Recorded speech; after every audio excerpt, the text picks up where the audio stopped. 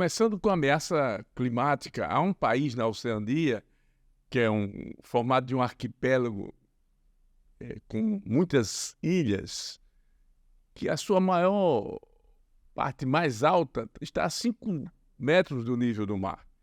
Esse país está ameaçado de desaparecer. E aí a população, que é pouco mais de 12 mil pessoas, serão os primeiros refugiados climáticos do mundo. Essa é uma constatação que os cientistas, os pesquisadores estão, pelo aumento crescente do nível do mar, essas ilhas serão tomadas pela água, vão submergirem por conta do embate climático que o planeta vem passando, os degelos, enfim. Essa realidade que muitos não observam, que não se preocupam, ela é real, ela começa a atingir algumas populações em partes do planeta. Então, nós vamos ter, dentro de 80, 100 anos, até o final do século, já países com essa situação, que vão ter toda a sua cultura para que as populações que serão transferidas se reconheçam a sua cultura, a sua história, digitalizada. Essa é a grande realidade que o planeta vem passando por conta dessa visão de que não se tem que cuidar da natureza, do meio ambiente. E por falar nessa questão do meio ambiente, é importante que você registre aqui o que nós estamos passando em termos da nossa cidade, do nosso estado. A questão do enfrentamento com uma indústria, com uma mineradora, que é a Braskem.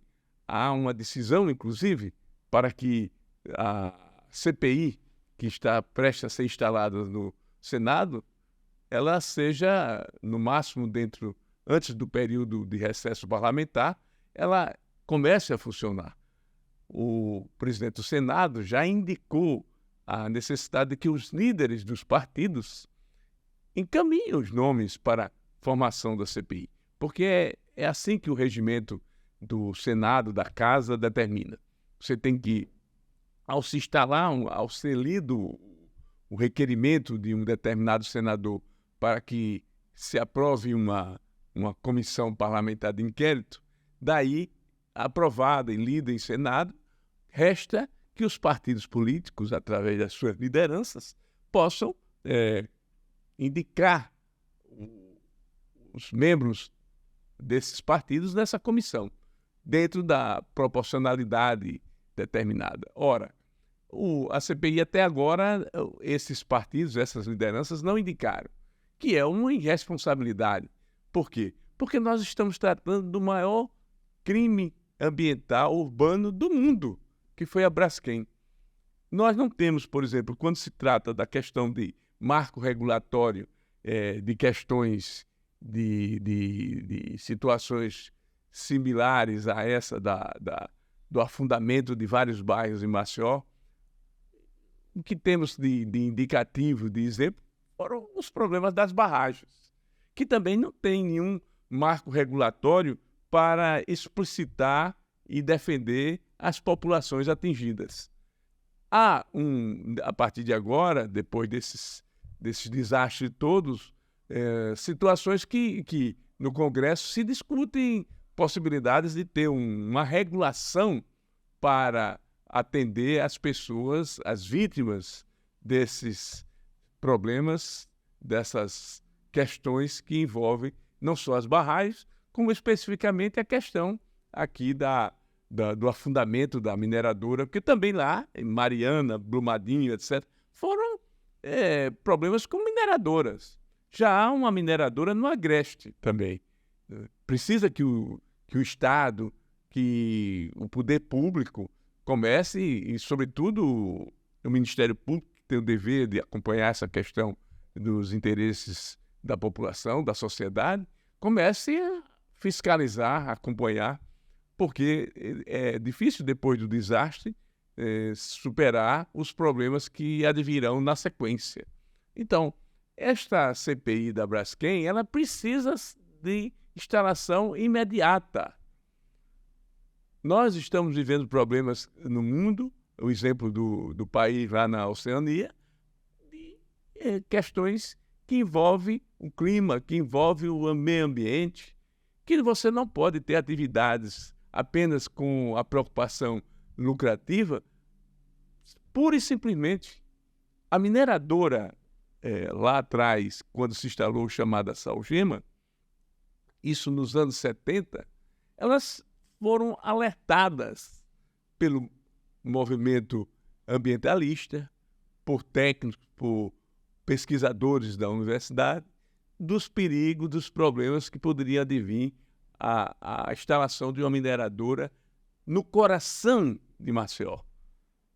Resultado, 70 anos depois, mais ou menos isso, né, você tem um bairro, uma cidade, um bairro não, são 5 bairros, praticamente uma parcela que corta, que separa a cidade, até porque nós estamos vivendo problemas de mobilidade urbana, de habitação, de pessoas que perderam a vida, perderam os seus negócios, perderam a sua cultura, a cultura do bairro, a realidade de cada bairro dessa imensa região do Mutange, Pinheiro, Bom Parto, Bebedouro. Ainda hoje há questões que estão sendo enfrentadas até com ações policiais, das manifestações, mas são problemas reais que os partidos políticos que são formados para defender a sociedade se preocupem e indiquem rapidamente os seus representantes. Por quê? Porque é muito importante que se instale esta comissão parlamentar de inquérito. Afinal, o legislativo é para isso. O legislativo é para acompanhar essa realidade que envolve situações pelos estados, pelo país afora. Então, nós tivemos diversos exemplos de problemas com mineradoras, e olha que os acionistas desta empresa aqui em Alagoas já lucraram em muito durante esses 70 anos, e agora o que deixam de rescaldo é esse desassossego para a população nos bairros de Maceió. Então, o princípio imediato a ser tomado para até que se verifique, não é que de repente a comissão de inquérito seja a solução para todos os problemas, mas ela vai ter um indicativo de que essas questões serão abordadas por outro viés, por outras colocações, por outros depoimentos, por tomadas de depoimentos, declarações. E o chamamento, que é mais importante, é a responsabilidade da própria indústria, que até hoje não assume essa questão abertamente. Não basta dizer que está modificando o sistema elétrico da cidade, melhorando os postes, a iluminação, quando, na verdade, como na gíria popular se diz, o buraco é muito mais embaixo. O buraco é muito mais embaixo. Nós temos uma cidade partida praticamente ao meio. E uma questão concreta que não se dá resposta imediata é o problema da mobilidade. O VLT de Maceió, que saía do Jaraguá até Rio Largo. O que aconteceu? Nós estamos com ele paralisados, fracionado. A CBTU faz de conta que ainda estabelece uma certa movimentação desses equipamentos, quando, na verdade, é apenas um paliativo para essa triste realidade urbana da cidade de Maceió. E, de repente, aparece um acordo entre prefeitura e Braskem, que leva mais de 1 bilhão, quase 2 bilhões de reais, sem isso passar por uma discussão transparente, aberta com a cidade de Maceió e com quem de mais de perto tem os seus interesses que foram prejudicados.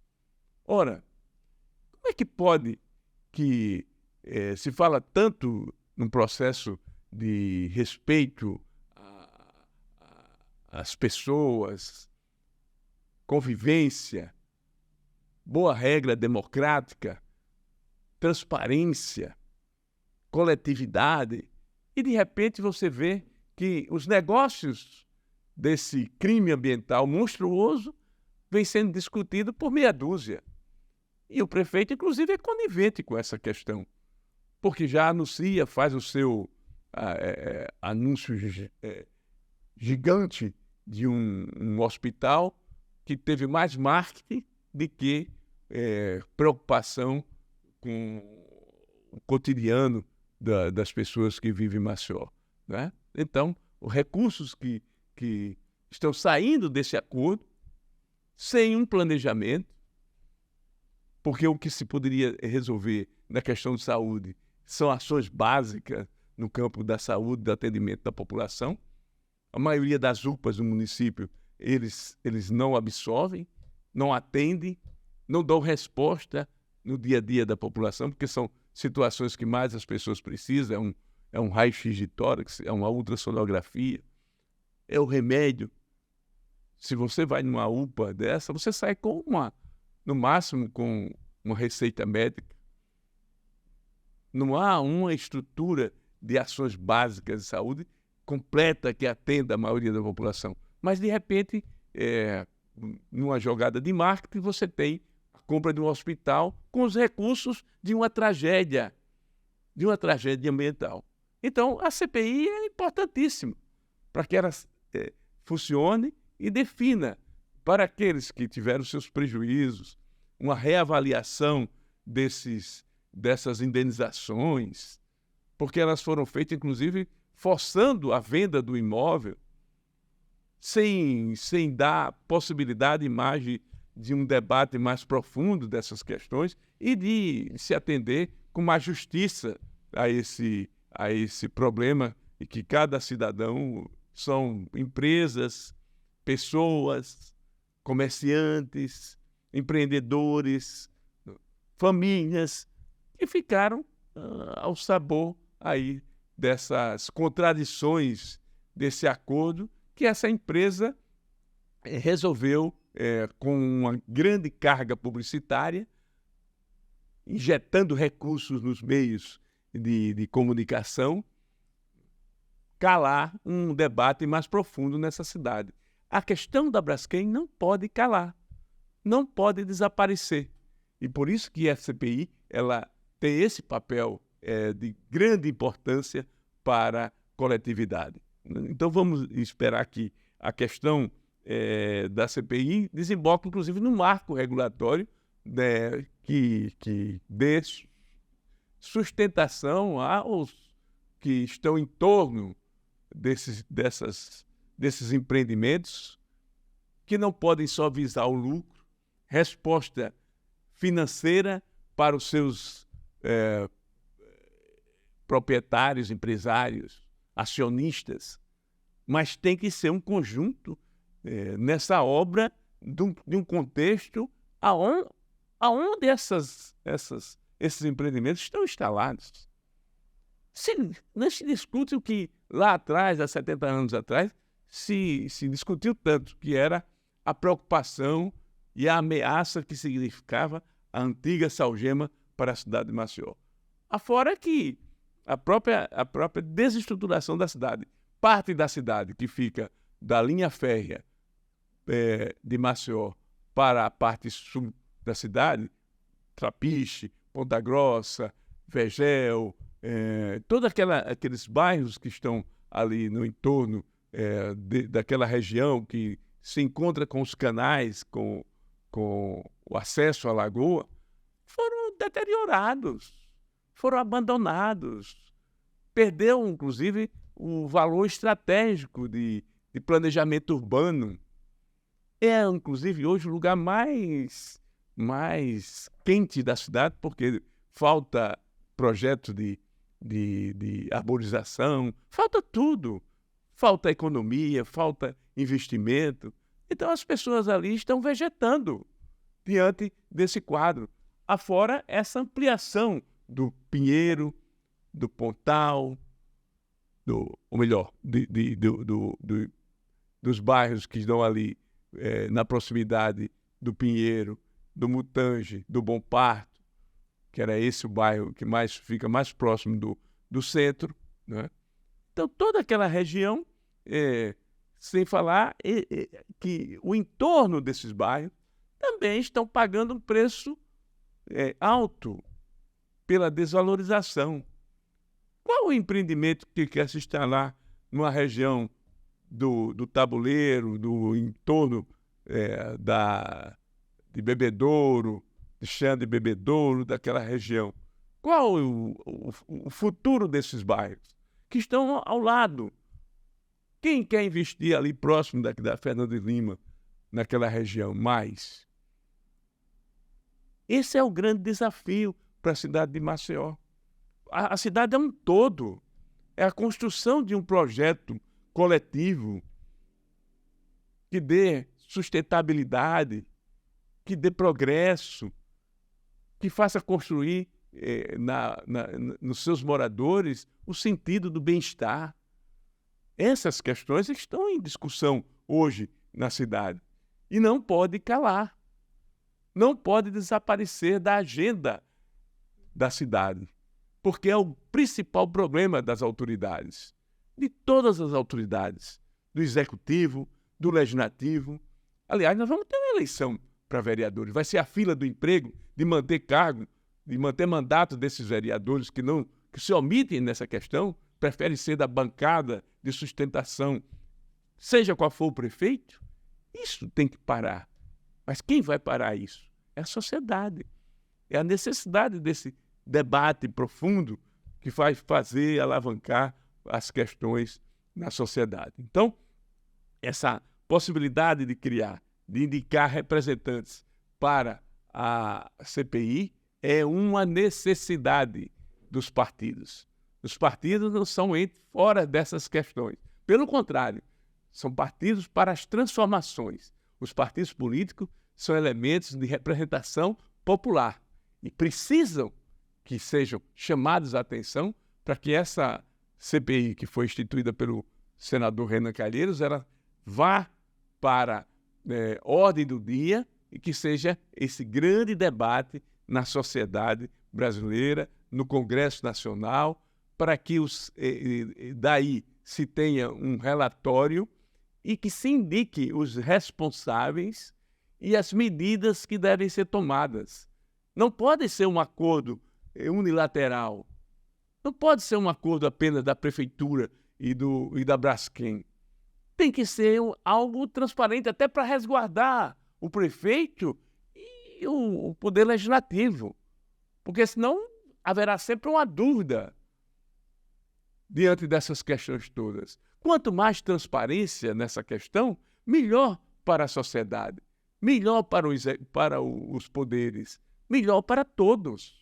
Então, a CPI, há sempre um medo de se ter uma comissão parlamentar de inquérito no âmbito do Poder Legislativo. Por quê?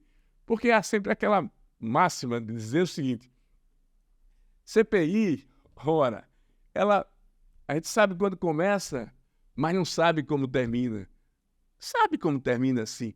Termina com a garantia de direitos, da responsabilização de quem errou. É assim. Uma CPI tem esse papel, desse amplo debate, de convocar, de quebrar sigilo. Por quê? Porque é a força do legislativo, é a força do povo que se faz representar em uma comissão dessa natureza, com seriedade, com respeito, com responsabilidade. Então é para isso que serve a CPI. Então, CPI ela é para ontem e tem que ser instalada. Ela tem que ser instalada antes desse recesso legislativo, para que a sociedade acredite em algo que possa ter resposta para essas questões que nós estamos vivendo hoje em Maceió. O problema da Braskem não acabou. Aquele tamponamento das ruas, aquele deserto que nós encontramos na parte expressiva da cidade cria uma situação de completo, né, de respeito com a vida de Maceió. Porque eu moro na Ponta Verde, na Jatiuca, esse problema não me atingiu. Atingiu, sim. Porque a cidade é um todo.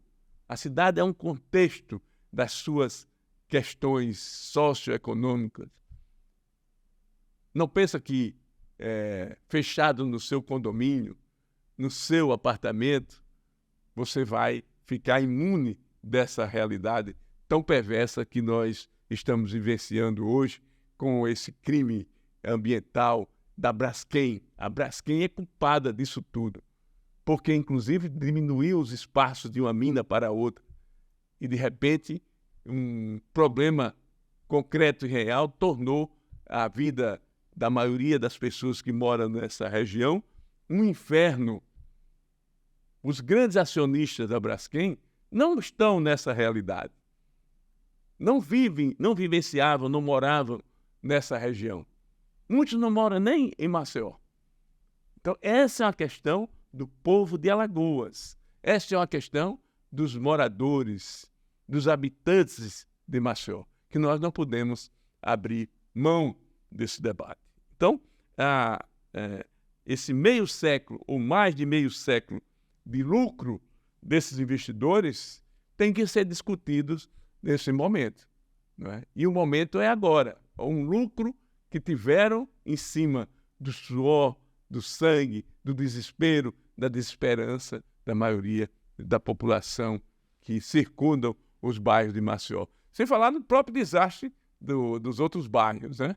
Porque, de repente, o Trapiche ficou um bairro abandonado, o Vegel do Lago ficou um bairro abandonado, e olha que você tem ali os canais que dão acesso à foz, né, a barra da lagoa, da entrada e do encontro da Lagoa Mundaú com o mar, que é um lugar belíssimo. Em qualquer lugar do mundo seria super valorizado, mas sem esse perigo dessa indústria química, dessa mineradora em torno. Porque ninguém quer morar perto da Braskem, porque sabe que aquilo pode ter um acidente e aquilo pode causar também problemas seríssimos do ponto de vista da vida das pessoas, né? O bairro do Pontal da Barra é um bairro que, há pouco tempo, as pessoas entraram em pânico. Bastou uma sirene lá funcionar de forma irregular, um alarme falso, que foi um transtorno. Pessoas, cadeirantes, problemas de toda a ordem. Isso foi instalado durante uma ditadura na cidade de Maceió, na cabeça do povo de Maceió, né? Sem clemência. Havia até dirigentes na época que diziam que botava a fábrica na Praça dos Martírios, mas o progresso tinha que vir para Maceió. Olha o progresso aí.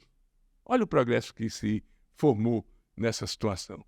Nós vamos calar com viventes, como moradores dessa cidade? Não. Então, o nosso papel é cobrar a CPI. Cobrar a CPI agora, já, rapidamente, para que ela dê resposta. E nisso, em boa hora, o senador Renan fez valer. Foi importante essa CPI. Ela não pode ficar pelo caminho, né? Essa é uma observação importante. Uma outra questão que a gente quer discutir nesse canal hoje é o próprio Enem, né?